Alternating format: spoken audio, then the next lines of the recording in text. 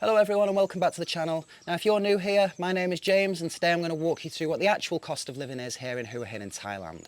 Now first things first, we didn't come here with a big budget. Actually we wanted to make this work on what most people would consider a pretty modest budget indeed. Now I'm sure a lot of you have seen the other YouTube channels out there that are really selling the dream to live here. But what I find is by them promoting this lifestyle where you're weighted on hand and foot and eating out at every meal, they really make it sound like you guys are going to need thousands of dollars a month to make it work. Now honestly, though while that's great for them, even if you're in the slightest bit self-reliant, life here can be way more affordable than that. And I think that has to be the pertinent message of what I'm here to share with you guys today. Now, one of the big advantages of keeping our costs as low as we do is that we're able to live entirely off our passive income without dipping into our savings whatsoever. And while it's not a huge amount by any stretch, just by covering everything we need without having to touch our savings, that's allowed us the peace of mind we really needed after leaving the UK. So without further ado guys, let's get into the budget details and we're going to show you what's possible. Now this is especially true when you're going to keep things simple and make some smart, frugal choices. Right, yeah, so first things first, let's talk about our housing costs, guys. We're renting a place just outside the centre of Hua Hin. It's a quiet spot, it's a couple of kilometres back from the main tourist areas. We negotiated our rent down from 11,000 to 9,000 baht a month, which we feel has been a fantastic deal for what we've ended up getting, which is a 3-bedroom, 4-bathroom detached home. Now it's a comfortable space for our family and since it's a little bit out of the way we're getting much more value than we would if we were right in the centre of town. Now on top of that we've got our utility bills which mostly cover electricity and water. Now we're pretty careful with the air conditioning, we use it as and when needed but we rely on the fans most of the time which keeps our electricity bill manageable. Now all in all our electric came in at 2,600 baht for the month with water costs on top of that being pretty minimal, just adding a couple of extra 100 baht a month. So we're spending roughly 11,800 baht for housing and that includes rent and utilities which is just shy of $350 or £270 for the month. Now even though we're a little bit further out, don't think for 1 minute that we're isolated here. There are restaurants, bars and shops all around us and there's places to pick up essentials on every corner. Now what you must remember is Thailand really is an incredibly convenient place to live and we've never felt once like we're missing out from living a little bit out of the tourist centre. Now food is a big part of our budget and cooking at home certainly helps us save an absolute fortune. Now this month guys we spent 8,600 Thai baht on our grocery shopping and a further 1,250 on eating out. Now there's this common misconception that eating out in Thailand is always the cheaper option, but the reality is it really does depend on what you're choosing to eat.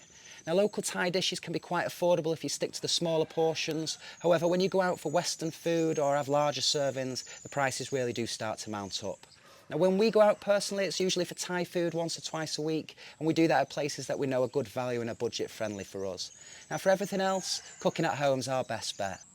The ingredients we use are often quite similar to what we'd use at home in the West, but by preparing our meals ourselves we can avoid those massive restaurant markups.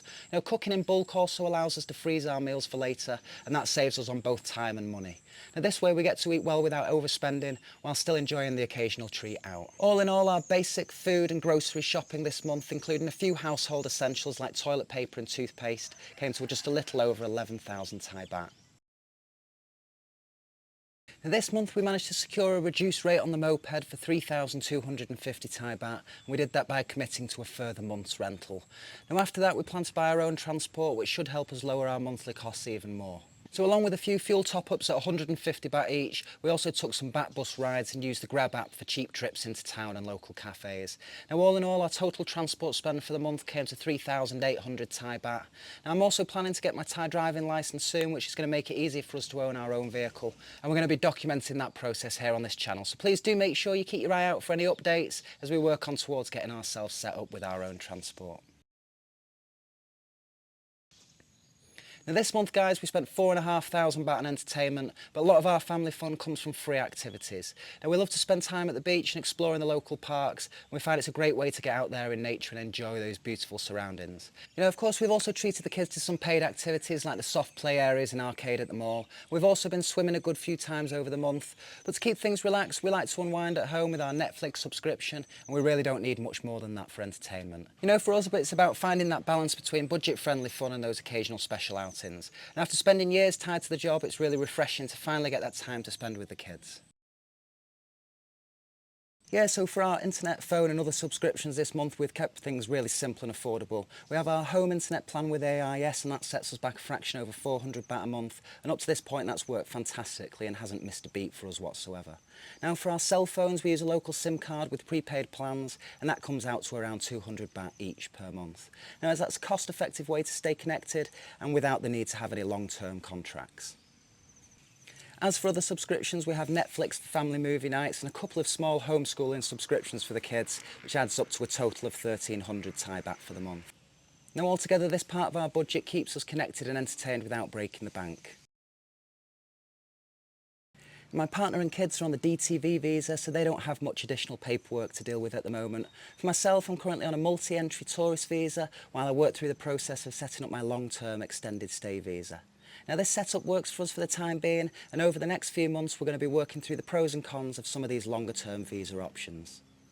Now this month I've renewed my tourist visa for 1900 Thai baht, got a residence certificate for 500 baht and picked up a basic medical certificate for a further 100 Thai baht, both of which I'm going to need for my Thai driving licence application. Now if you want to see how to get that residence certificate, you can follow the link on the end of this video, and I'm going to walk you through step by step to make that a really simple process. Now for healthcare, we're using a family travel insurance plan. Now while we understand that's a temporary solution, it covers us for the time being, and once we get further down the line we'll look into a more permanent option.